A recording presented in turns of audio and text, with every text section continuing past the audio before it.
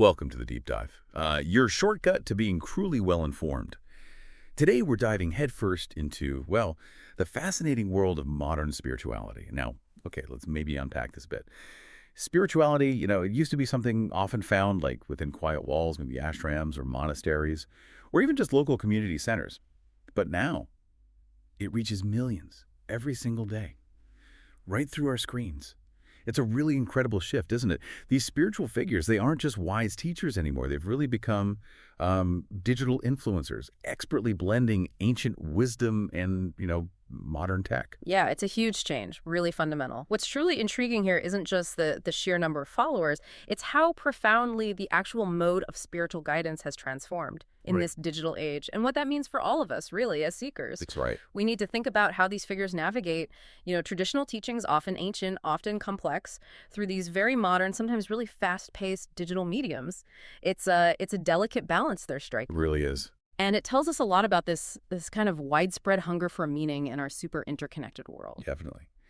And our source material for this deep dive, it's this fantastic curated list, the top 10 global digital spiritual leaders, 2025. So our mission today is to pull out the core insights, really understand the who, the what, and crucially the why behind these absolutely massive digital followings. Think of this deep dive as your express lane to understanding this whole vibrant, constantly shifting landscape. Right.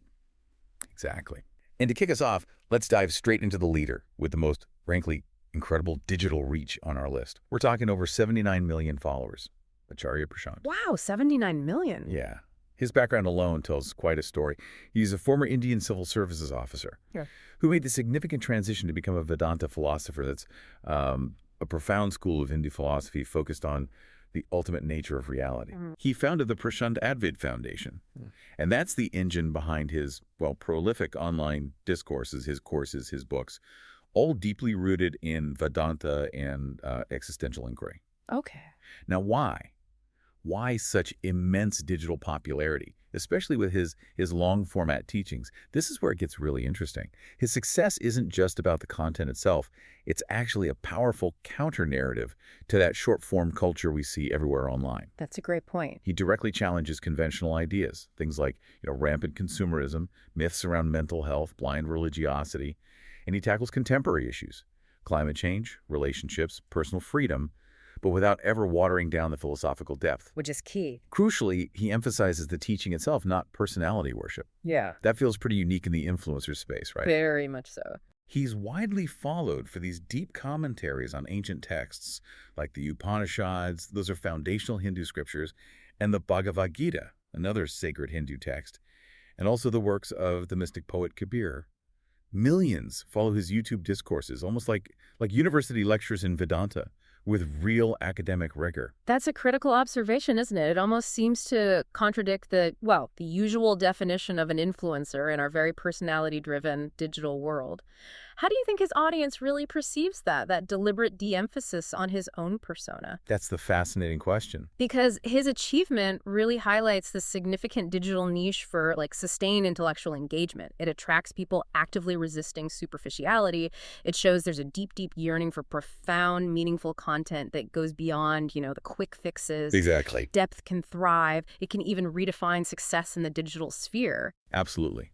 And that idea of deep yearning, it feels central to understanding all these figures we're discussing. But depth alone, as you said, it's not the only path to massive digital reach. Let's transition now to some global icons, figures with huge established recognition who are now skillfully leveraging digital platforms to really amplify their messages. Okay. First up, Sadhguru Jaggi Vasudev, 39 million followers. Right. Sadhguru, very well known. Founder of the Yesha Foundation.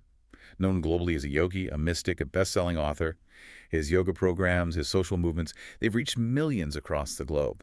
Sadhguru's mastery, I think, lies partly in his ability to almost memify ancient wisdom. That's a good way to put it. Distilling these profound concepts into viral, shareable sound bites. They just cut through the noise, making complex ideas instantly accessible, shareable across platforms. Very effective digitally. Yeah, and he offers a very relatable mix of traditional yoga and practical modern lifestyle guidance.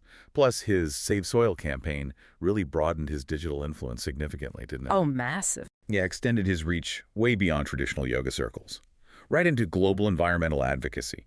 He's famous, of course, for his inner engineering program and for spearheading these major campaigns on rivers, ecology, human consciousness. Hmm. Then we have the Dalai Lama, Tenzin Gyatso, 34 million followers. An enduring global figure. Absolutely. The 14th Dalai Lama, spiritual leader of Tibetan Buddhism, a Nobel Peace Prize laureate. Exiled from Tibet since 1959, he's truly become this global symbol of compassion, of nonviolence. His message resonates so widely. It really does. His popularity stems from being revered worldwide as this unwavering voice of peace and harmony. At 90 years old, he continues to offer profound moral guidance to such a diverse audience. Political leaders, activists, just everyday seekers. Incredible. And his digital success, it isn't really about creating flashy new content strategies, is it? It's more about his long-standing, universally resonant message, finding new, wider channels. Exactly. New conduits for reach, for continuous engagement. He's famous, of course, for his global advocacy of compassion, forgiveness, nonviolence, and timeless books like The Art of Happiness. Looking at the bigger picture, then, these leaders beautifully demonstrate how a long-standing, powerful message, peace, well-being can be, well, not just amplified, but made truly universally accessible through digital memes. Yeah. They reach far beyond their traditional, established followers. They bring their wisdom to entirely new generations, new cultures. It's quite something. It's a testament, really, to the enduring power of their core messages. They've simply found broader, more instantaneous global conduits online. That's a powerful observation. Okay, now let's move to some other truly remarkable leaders. They embody India's rich spiritual traditions, but they've found immense digital success with incredibly varied approaches. It really highlights the diversity here. Right, the different flavors, so to speak. Exactly. Leading this group is Sri Ravi Shankar, over 22 million followers. Art of living. That's him. Founder of the Art of Living Foundation, a pioneer in spreading yoga, meditation, and his unique Sudarshan Kriya breathing practices. That's a powerful rhythmic breathing technique known for stress relief. Very popular technique. His popularity is really rooted in his role as a global ambassador of peace and, well, stress relief practices.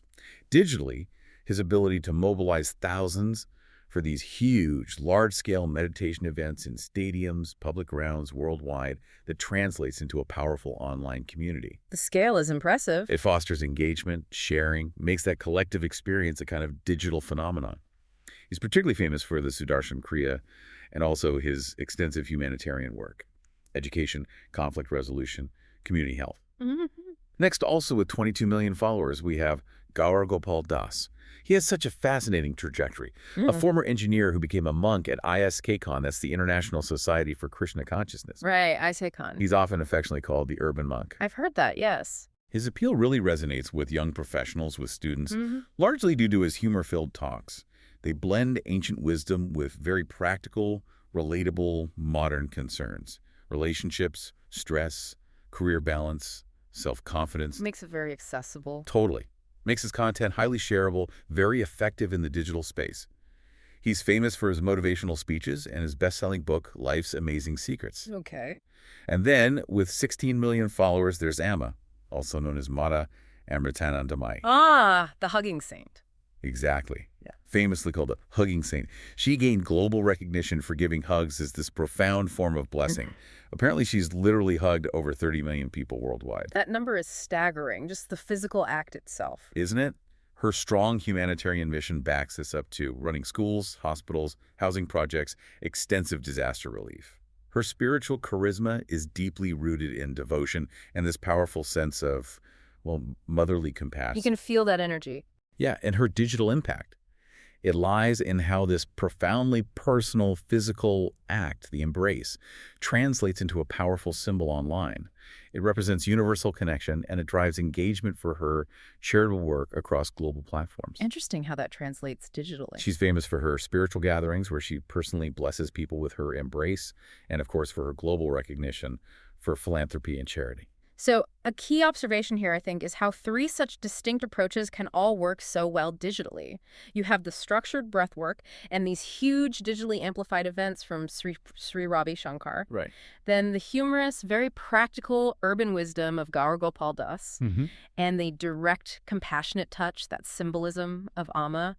They all resonate so deeply and achieve massive digital scale. It's amazing. It truly highlights the varied needs, the varied preferences of spiritual seekers today. It proves there's no single path to connection or, effective engagement in the digital age. That's incredibly insightful. Okay, let's shift our focus now. Let's look at leaders who have expertly bridged East and West. They've adapted spiritual concepts for Western audiences, often integrating them with, say, health, psychology, or personal development frameworks. The integration piece is key there. Yeah. First, we have Deepak Chopra, 10 million followers, an Indian-American author and physician. Chopra was one of the earliest figures to really introduce Eastern spirituality into mainstream Western wellness and self-help culture. A true pioneer in that space. Absolutely. He appeals to Western audiences by focusing on mind-body medicine, holistic health, meditation, and often using scientific language to explain spiritual concepts. Makes them more accessible, maybe more palatable for some. Lowers the barrier to entry, perhaps. Could be. He's famous for bestsellers like The 7 Spiritual Laws of Success, and just as a pioneer in alternative medicine and the whole wellness movement. His early digital adoption really helped shape how wellness content is consumed online today. He was ahead of the curve there. Next, Eckhart Tolle, 8.3 million followers. A German-born spiritual teacher, author. Tolle gained global fame with his, seminal book, The Power of Now. A huge book. Changed many lives. His popularity comes from his teachings on presence, mindfulness, and that profound acceptance of the present moment. His quiet, reflective tone offers such a contrast to the often frenzied pace of digital platforms, doesn't it? It really does, like a calm anchor. Yeah, serving as that calm anchor for those seeking stillness. He's famous for The Power of Now, A New Earth, his collaborations with Oprah Winfrey, and his worldwide retreats. The Oprah connection was massive for him, too. Huge amplifier. Then there's Iyanla Vanzant with 6 million followers, an American inspirational speaker, lawyer, TV personality. Iyanla really rose to fame through her life coaching programs and, again, frequent appearances on Oprah's network. Another powerful voice. Very much so. She's known for her direct, yet incredibly compassionate guidance on relationships, trauma, healing. She speaks primarily to audiences in the U.S., with a particularly strong resonance in African-American communities. A very specific and important connection there. Her digital strategy involves leveraging her powerful personal brand, her television presence, to deliver this targeted, emotionally resonant content, fostering a deeply engaged, very supportive online community. That community aspect is vital. Yeah. She's famous for her hit TV series, Iyanla, Fix My Life. Yeah. And her influential books on healing, resilience, integrating spirituality into daily life. Okay. And finally, in this group, we have Muji, 1.8 million followers, born Anthony Paul Mu Young in Jamaica. He's a disciple of the Advaita master Papaji. Yeah. Advaita being that non-dualistic philosophy, emphasizing the oneness of the self and ultimate reality. Right, non-duality. He leads retreats and satsang, spiritual discourses from his base in Portugal. His popularity comes from his strong focus on self-inquiry, asking questions like, who am I? And that principle of non-duality. A more focused, intense path, perhaps. Yes, and his dedicated community in Portugal draws seekers worldwide for his meditation retreats. His digital presence serves to nurture this deeply loyal, devoted following. It demonstrates that, niche depths can really thrive digitally, even without the massive numbers of some others, attracting those committed to a specific, rigorous path. That's important. It shows it's not just about scale. This pattern really reveals how spiritual teachings are expertly adapted. Adapted to specific cultural contexts, to the languages of healing, to contemporary psychological frameworks. It's accessible. Immensely accessible, yes, Yeah. to diverse global audiences. And even with numerically smaller followings, these focused approaches, like Muji's, they highlight the enduring power of dedicated online communities built around profound, specific teachings. Yeah. It really showcases the incredible tailoring that's happening in the digital spiritual space. So let's try and bring it all together. What have we really learned from this deep dive? It truly reveals how spirituality has found this expansive new home in the digital space. Absolutely. It's undeniable. It's global, it's instant, it's borderless. It transcends physical boundaries, reaches you wherever you are. We've seen the sheer scale, right? From Acharya Prashant's unmatched digital reach, over 79 million followers, Astounding numbers. to the universal appeal of global icons like Sadhguru and the Dalai Lama, leveraging digital channels to amplify their timeless messages. We've also explored the powerful continuity of India's spiritual legacy, brilliantly carried forward by figures like Sri Ravi Shankar, Amma Gaur, Gopal Das, each carving out unique digital niches. Very distinct niches. And we've seen that incredible adaptability shown by Chopra, Tolle, Ayanla Van Zandt, and Muji, tailoring their messages for specific audiences, specific cultural contexts. The overarching theme seems to be this beautiful blend of ancient truths, Vedanta, yoga, non-duality, The core wisdom. applied directly to modern concerns, climate change, mental health, career, relationships, making them relevant for today's digital seeker. Which brings us to an interesting point for you, the listener, doesn't it? The digital realm now allows for this unprecedented access to an incredibly diverse menu of spiritual paths, of wisdom traditions. More choice than ever. Exactly. This means you have a wider array of choices than ever before, but it also places a greater responsibility on you.